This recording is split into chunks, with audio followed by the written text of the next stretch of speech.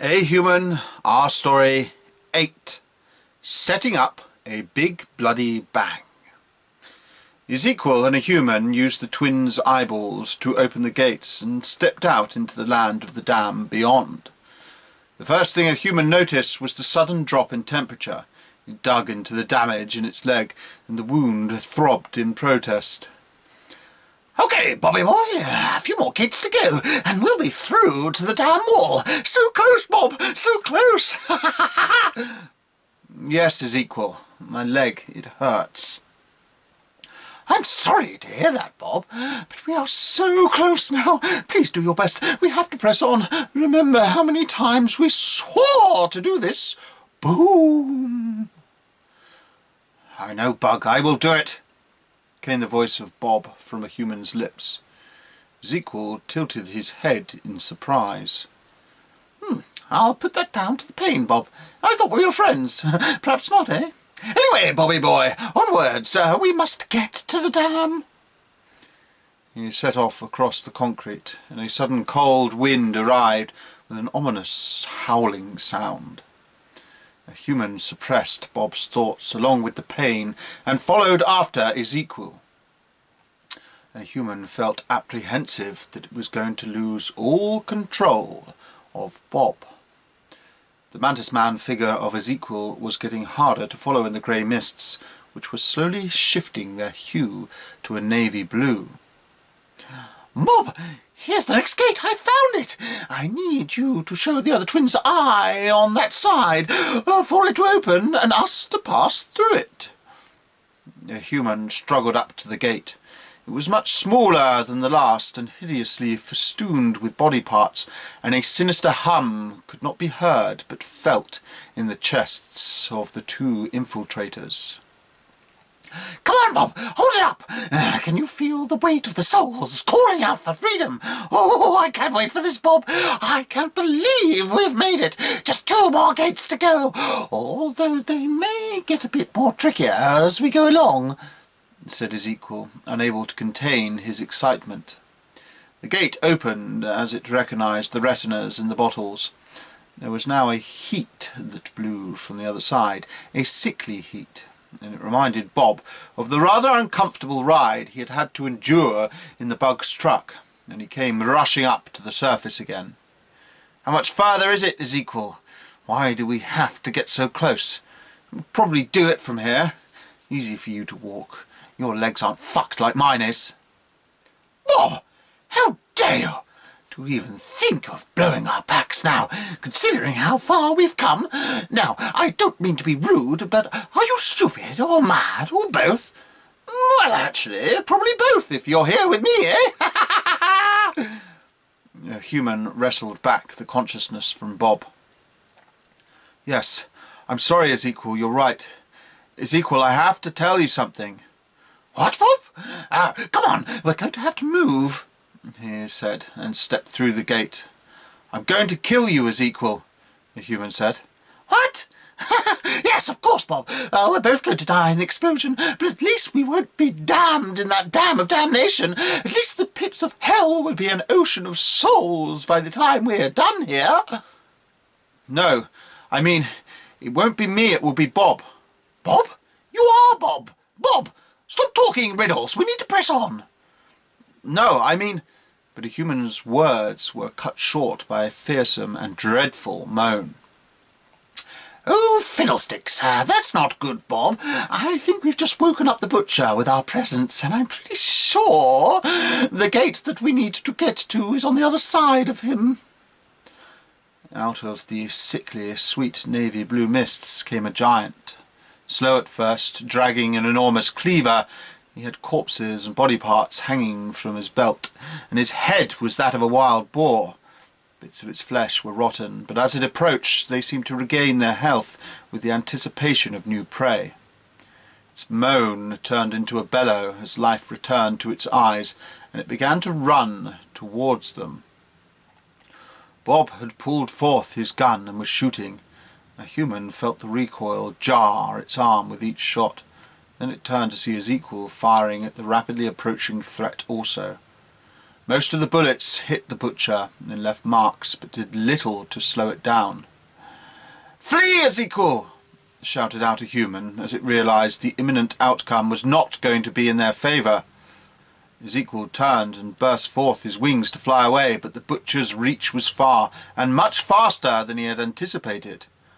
It grabbed his opened-up wings, pulled him to the ground, and the cleaver came down, severing them away in one swift stroke. Luckily, it did not strike the backpack of dynamite. Ezekiel screamed and turned over to face the beast. He unloaded more revolver shots straight up into the wiry hair and tusks of its boar-like head. It staggered back, bellowing in pain, but Bob was already running. "Stop, you coward!" the human commanded, disgusted with Bob's decision to abandon Ezekiel. The human's body stopped. It turned and sank to one knee and fired a round which hit the butcher directly in the eye. The beast howled out in pain, steam shooting from its mouth and nostrils, and it charged towards a human. A human slung its backpack round from its shoulders, flinging it recklessly to the ground. With its free hand it reached inside and grabbed a stick of dynamite. It tossed it towards the butcher, and in a moment of divine grace it fired the last shot in the revolver's chamber at it. The single shot hit the stick, and there was a colossal explosion. The majority of the head and chest of the butcher was no more, and the remaining corpse flew back from the force of the blast. A human was also knocked from its feet. It lay, panting, looking up at the mists above, still madly trying to comprehend what had just occurred. After a time it sat up. The pack of dynamite was nearby, and it put it back on, placed the gun back in its pocket, and walked over to where Ezekiel held his severed wings in shock. "My wings, Bob! I will never fly again, Bob! How could this happen? I hope the afterlife of souls will not judge me too harshly for this. I wanted to swim, Bob. How can one swim without wings? I am going to get the job done. Thank you for dealing with the butcher, Bob. Thank you so much. We won't encounter the likes of him again, I hope. Now, which way? From here, I wonder. I cannot fly, Bob." A human looked down, and between their feet was a severed hand that had been blasted from the butcher's belt. It rolled over and grimaced itself into a point. "Well, I guess the souls have some influence over what happens past the gates, eh, Ezekiel? Looks like it's that way to free them all." "Yes, quite right, Bob. My wings. The pain. I don't care for it. My poor wings, Bob. I can no longer fly," said Ezekiel, sinking back to the reality of the situation. "Look, Ezekiel, you're going to have to pull yourself together. Let's just get the job done, eh? It won't matter once we blow this place open, I don't think." "Oh, I hope not, Bob. Why does life have to be so difficult, eh?" he said, and without a further care he dropped his wings to the floor and walked off in the direction the severed hand had pointed. "Oh, your life is going to get far worse yet, Bug," said Bob, chuckling beneath his breath. They reached the next gate, and the humming changed to a whine that pierced the ears in an uncomfortable manner. "Ow! My ears! No wonder the twins were so miserable being in charge of all this, eh, Bob? Go on, let's get this gate open." They held up the bottles containing the eyes, and the gate opened. The concrete ended at this gate, and purple sand was to be found underfoot. "One more gate after this, Bob, and we'll be ready to blow." Now, if the horror of the butcher had been a suitable deterrent for reaching the dam, then the voices of the purple sands were infinitely more so. They were the voices of anyone who you had ever known, and what they knew about you were your innermost fears and disgraces. Ezekiel tried to ignore them, but it wasn't long before he was shouting out into the mists, which were beginning to turn their hue to pink. "It's not true! I did not do it! You did! No, I am no failure for losing my wings. A disgrace of a mantis! I'll show you who's a disgrace! Bob and I are changing hell forever tonight. None of you had the guts to do this, did you? He said, wildly flailing his limbs to points in the mists. A human knew very few people. It knew the Adjo, it knew the tremulous husk, and it knew Ezekiel and the twins, but it had not spoken to many others, and this is probably what saved both Ezekiel and a human from being lost to the madness in the purple sands. Bob, however, was not having a pleasant time. Yeah, so what? I murdered them.